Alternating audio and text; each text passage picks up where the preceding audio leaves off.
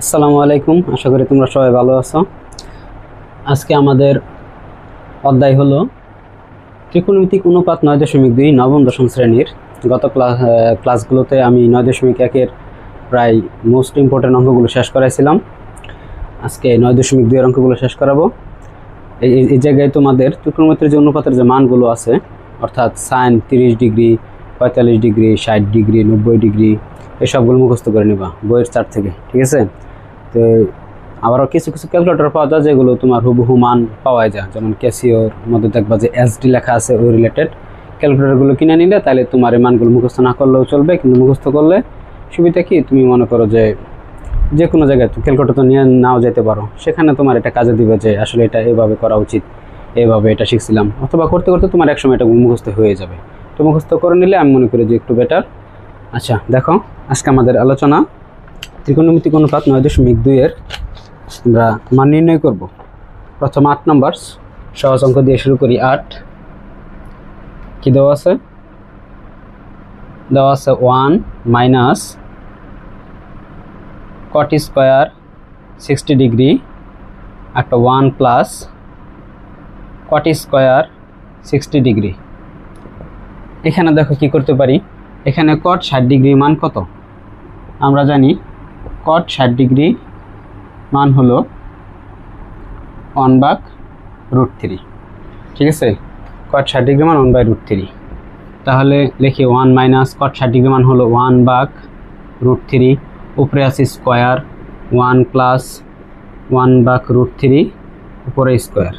তাহলে কি পাই? 1 প্লাস, দেখো 1 মাইনাস 1-এর উপরে স্কোয়ার করলে 1, আর √3-এর উপরে স্কোয়ার করলে কি হয় আমরা জানি, √3-এর উপরে যদি স্কোয়ার করি তাহলে স্কোয়ারের রুট কাটা যায়, থাকে শুধু 3।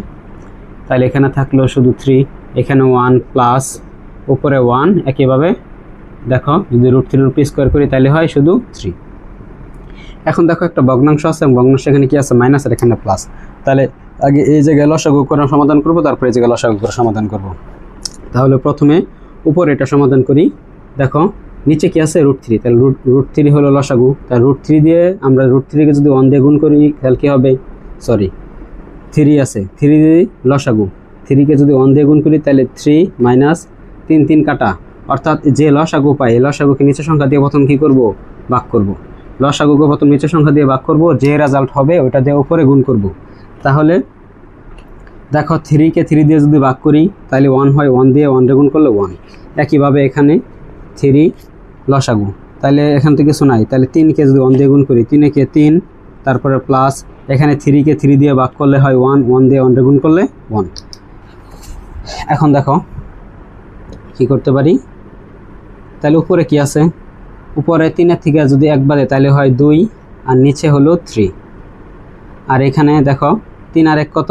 4, আর নিচে হলো 3। ওকে, এখন দেখো পরে এই যেটা প্রথমে লিখলাম 2/3, এটা ভাগ আছে তাই না? ভাগটা যদি গুণ দেই তাহলে নিচের সংখ্যাটা কি হয়? উল্টে যায়, 3 যাবে উপরে আর 4 আসবে নিচে। তাহলে 3 উপরে আর 4 আসবে নিচে, তাহলে উপরে নিচের 3 কাটা। আবার দেখো এখানেও কাটাইটি করা যায়, 2-একে 2, 2 দুগুণে 4, তাহলে উপরে 1 নিচে 2, এটাই অ্যান্সার। 9 নম্বর দিছে tan 45 degree into sine square 60 degree into tan 30 degree into tan 60 degree. তাহলে tan 45 ডিগ্রি মান কত? এগুলো মুখস্থ করে নিবা অথবা ক্যালকুলেটর দিয়ে বের করবা। tan 45 ডিগ্রি মান হলো 1 ইন্টু সাইন 60 ডিগ্রি। এখন সাইন 60 ডিগ্রি মান কত? সাইন 60 ডিগ্রি মান জানি √3/2, উপরে আছে স্কোয়ার। এখানে দেখো tan 30 ডিগ্রি, tan 30 ডিগ্রি মান কত? 1/√3 ইন্টু tan 60 ডিগ্রি মান হলো শুধু √3। তাহলে 1 তো দেওয়ার দরকার নেই, 1 দিয়ে গুণ দিলে যা আছে তাই, তাহলে রুট আর স্কোয়ারে কাটা, তাহলে উপরে হয় 3, আর 2-র উপরে স্কোয়ার করলে কি হয়? 4। আর দেখো উপরের 3 নিচের 3, উপরে √3 নিচে √3 কাটা ইন্টু 1 থাকে, তাহলে এটাই অ্যান্সার। কত ইজি। 10 নম্বরটা কীভাবে করতে পারি? 10 দেওয়া আছে, 10 1 মাইনাস cos স্কয়ার 60 ডিগ্রি আর নিচে 1 plus cos square 60 degree plus sec square 60 degree. আচ্ছা, এটা দেওয়া আছে, কীভাবে করবো দেখো। প্রথমে 1 মাইনাস cos 60 ডিগ্রি মান কত জানি, cos 60 ডিগ্রি মান হলো হাফ, উপরে আছে স্কয়ার, নিচে 1 প্লাস cos 60 ডিগ্রি মান হাফ স্কয়ার। ওকে, এখন প্লাস sec 60 ডিগ্রি মান কত।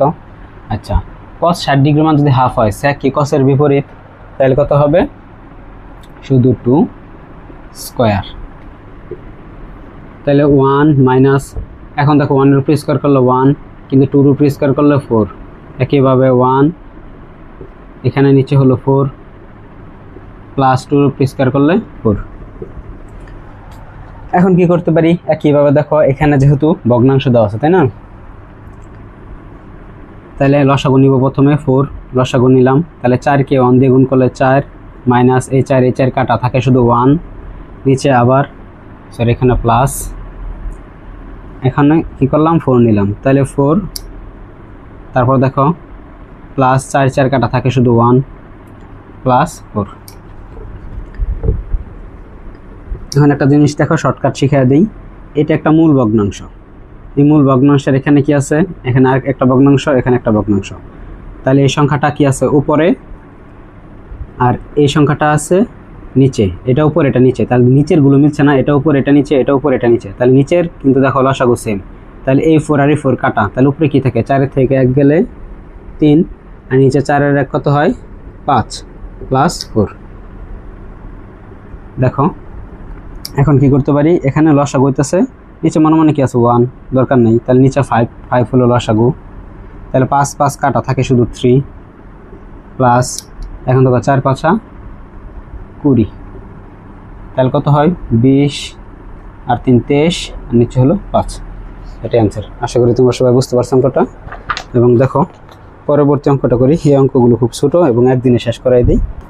11 নম্বর কি দেওয়া আছে, cos 45 degree into cot square 60 degree into cosec square 30 degree.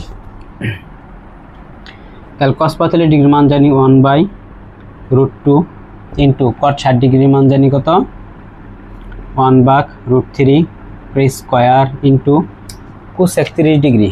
তাহলে cosec কার বিপরীত সাইনের, তাই sin 30 ডিগ্রি মান যদি হাফ হয় তাহলে cosec 30 ডিগ্রি মান কি হবে 2 উপরে স্কয়ার। এখন দেখো 1/√2 ইন্টু উপরে 1 নিচে রুটের স্কয়ার কাটা থাকে শুধু 3 ইন্টু 4, তাহলে রেজাল্ট কত হয় 4 কে 4 নিচে 3√2।